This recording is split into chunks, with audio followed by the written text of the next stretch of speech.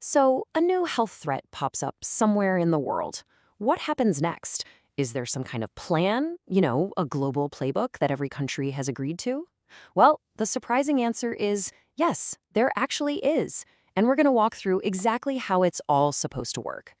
So, what is the world's plan for the next pandemic? Right now, we're going to break down the official rulebook that's meant to guide the entire planet's response. Okay, so the foundation for this whole system is a single, really powerful document. It's basically a global health rulebook that almost every country in the world is legally bound to follow. The problem it's trying to solve is pretty simple, right? We live in this hyper-connected world where a local outbreak can become a global crisis in just a matter of hours. The solution is an international treaty called the International Health Regulations, or the IHR, and specifically, we're talking about the version from 2005. Now, these rules didn't just appear out of thin air. They've actually evolved quite a bit. It all started back in the 50s, targeting just a handful of known diseases like cholera and plague. But then, the 2003 SARS outbreak was a massive wake-up call. It showed everyone that having a fixed list of diseases was way too slow for new threats.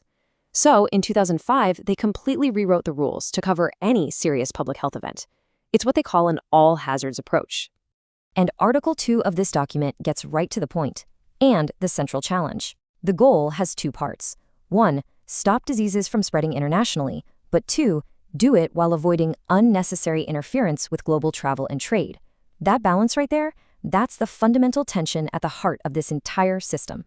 So, how does this whole thing actually get started? Well, the process kicks off with the most critical step of all, spotting that first, tiny spark of a crisis before it can turn into a wildfire. Let's think of the IHR as a global fire alarm system. And just like with a fire, the absolute first step is detecting the smoke. Under these rules, every single country is responsible for building and maintaining its own smoke detectors. In other words, their national public health surveillance systems. So what happens when one of those smoke detectors goes off?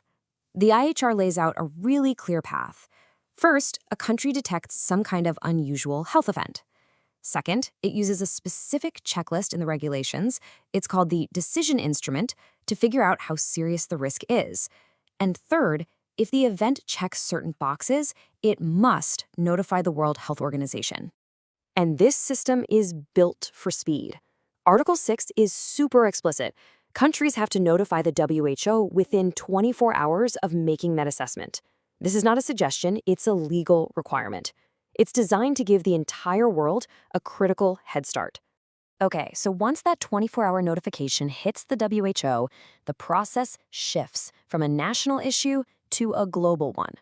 This is the moment when the world's fire alarm officially gets pulled. And that global alarm has a very specific, kind of clunky name: a public health emergency of international concern, or a PHEC. Now, this isn't just any old outbreak. To qualify, Article 1 defines it as an extraordinary event that poses a risk to other countries and might need a coordinated international response. Declaring a PHIC isn't a snap decision.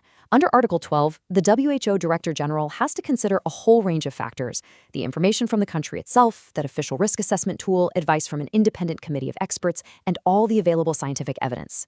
It's a deliberately careful, evidence-based process.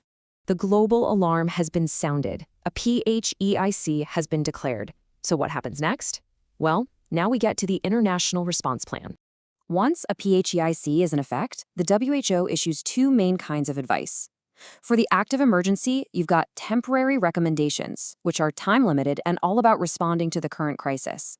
Then, for more ongoing risks, like, say, a disease spread by insects in a certain region, it can issue standing recommendations that focus more on long-term prevention. And these recommendations can get very, very specific. Article 18 gives a whole menu of options that can be applied to people. We're not talking about abstract advice here. It can mean everything from simply reviewing someone's travel history to, in more serious situations, requiring quarantine, isolation, or even refusing entry to people who are affected. And, it's not just about people. The recommendations can also apply to baggage, to cargo, even to entire ships and airplanes. The goal is to control every single possible route that a disease could use to spread internationally. Which brings us full circle, right back to that core tension we talked about at the very beginning. How do you put all these serious measures in place while also respecting people's rights and, keeping the world running? Well, the regulations actually build in a critical safeguard. Article 3 says that every single action taken has to be implemented with full respect for the dignity, human rights, and fundamental freedoms of persons. This principle is there to act as a check on power, to make sure all the measures are humane and proportional to the risk.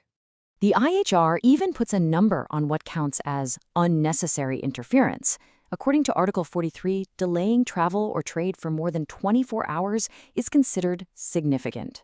So if a country takes a drastic step like that, it has to justify it to the WHO with a clear public health reason and the scientific evidence to back it up. So, at the end of the day, the global playbook for a pandemic does exist.